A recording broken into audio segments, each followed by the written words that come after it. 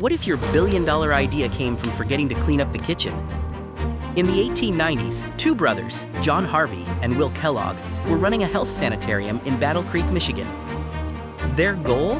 To make simple, healthy food for patients. One evening, they accidentally left a batch of wheat dough out overnight.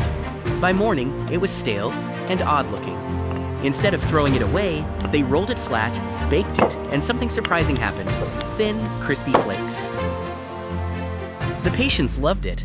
It was crunchy, light, and unlike anything they had eaten before. The brothers experimented further, eventually switching from wheat to corn. That's how Corn Flakes were born. Will Kellogg realized this was bigger than hospital food. He sweetened it, branded it, and built an empire. Sometimes mistakes create magic.